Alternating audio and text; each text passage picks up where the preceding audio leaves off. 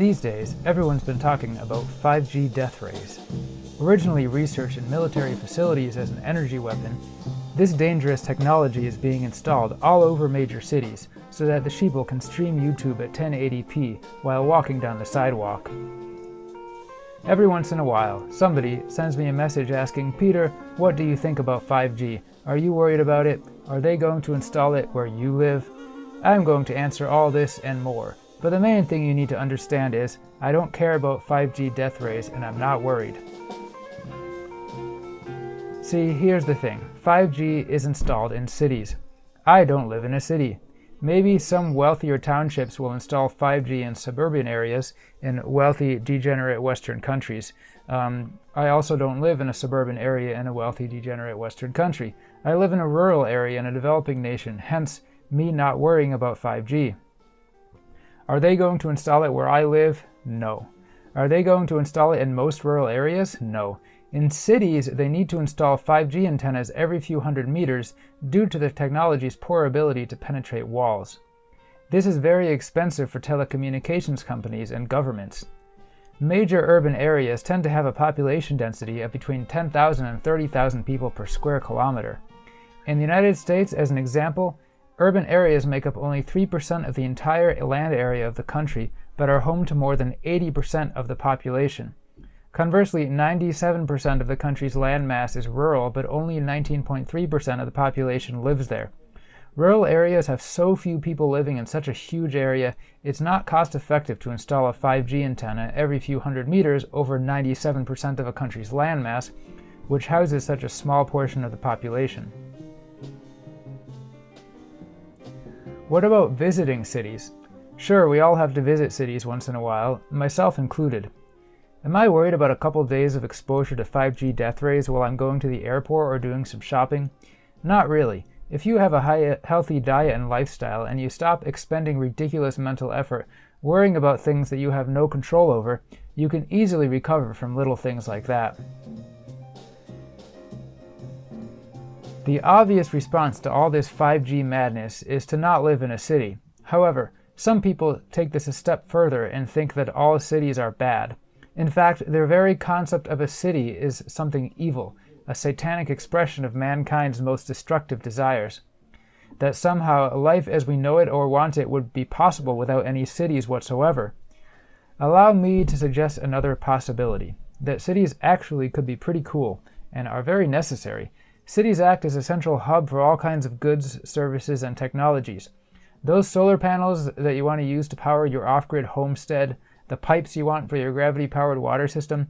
Without cities, the research, development, and manufacturing required to make those would probably not be possible. And if it were, those things would cost 10 times more and only rich politicians and kings would be able to afford them. Cities act as a bastion of creative and productive activity. Many of the world's best art and music schools and professional artistic ecosystems are in major cities. Cities attract huge quantities of people, ideas, and capital, and smash them together to bring various sorts of progress. Just because cities nowadays are also bastions of pollution and moral decay doesn't mean we should throw the baby out with the bathwater and shun them altogether. There's no reason that we can't do cities right in the future. Cities could be well managed, without corruption and unnecessary bureaucracy. Semi-autonomous districts could pool funds together for sustainable development projects without the city councilmen taking their cut. Buildings could be beautiful and well-maintained, pollution could be brought under control, and slums could be transformed after they are freed of the draconian labor laws that are designed to keep poor people poor. Cities could be great, but in the meantime, they are beyond hope. So you shouldn't live in one. Unless you really hate yourself, or unless your six-figure office job is worth living in a concrete dungeon and subjecting you and your family to 5G death rays 24/7. In that case, you probably still hate yourself, you just don't want to admit it.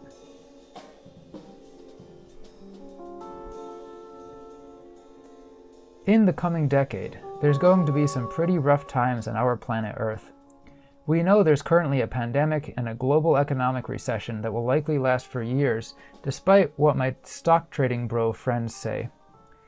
On top of that, those of you who follow space weather news know that Earth is transitioning to a magnetic pole reversal, along with a steady weakening of the magnetic shield. This means more solar radiation is entering the planet and affecting people's health, entering the atmosphere, I should say. This will continue to increase over the next couple decades.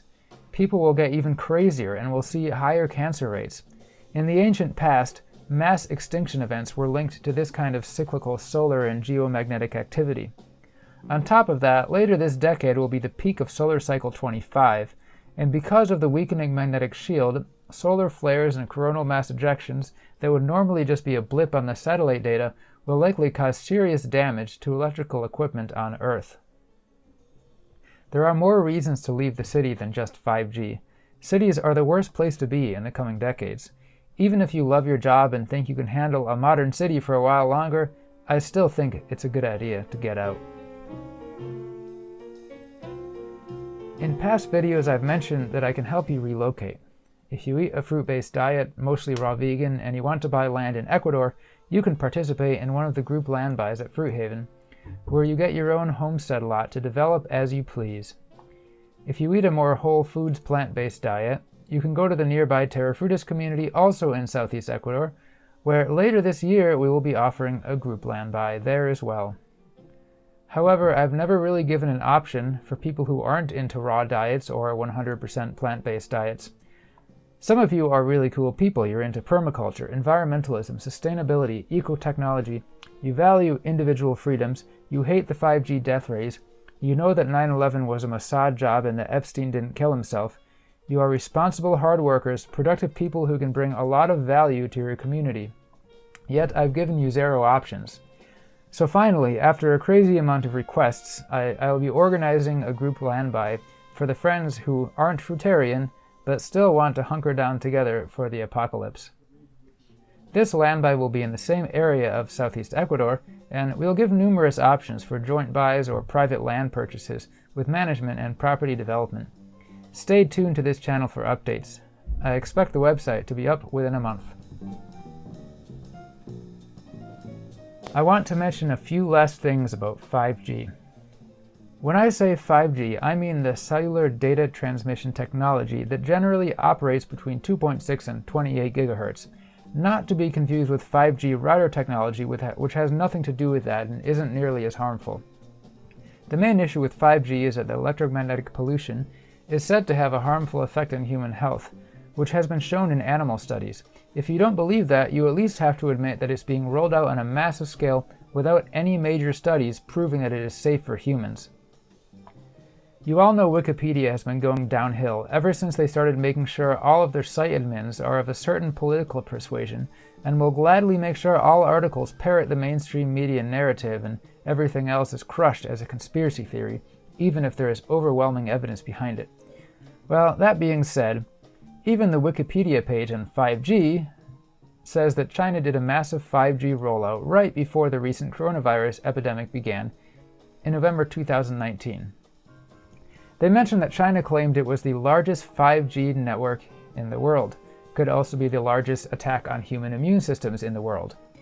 And there's another interesting thing. Google is strangely defensive when you asked about 5G rollouts. You don't have to say anything about coronavirus, but they immediately bring it up. I guess we know we're barking up the right tree. Sometimes big tech censorship ironically acts as a magnifying glass to the very issues they were trying to cover up. Some doctors, no doubt all labeled quacks by the mainstream media, say that 5G has a negative effect on health, and some major pandemics in the last century coincided with each advent of new technologies that resulted in significantly more electromagnetic pollution. For example, the advent of radio and the Spanish flu. Now, with that in mind, let's take one last look at the Wikipedia page in 5G. They spend paragraphs and paragraphs talking about how all these health officials say there is no negative effect on health, that none has ever been shown. But even Wikipedia, in their Orwellian attempt to whitewash all their articles and only let the mainstream narrative shine through, spend the next few paragraphs talking about how officials have been forced to admit that there have been no significant studies done on the health effects of 5G. The editors may not realize it, brainwashed as they are, but they've exposed their own lies. You can't say there is no negative health effect if it hasn't even been studied on humans. So here they have a bunch of officials saying it's safe, and then having to admit that there's no evidence that supports their claims that it's safe. I hope you're satisfied in knowing why I don't care about 5G. 5G is installed in cities, and I live in a rural area. My greatest feat here was getting you to watch a 15-minute video to learn something that I could have explained in one sentence. Make sure you subscribe to my channel. I'm still hovering under 1,000 subs due to YouTube's algorithms not wanting the truth to get out.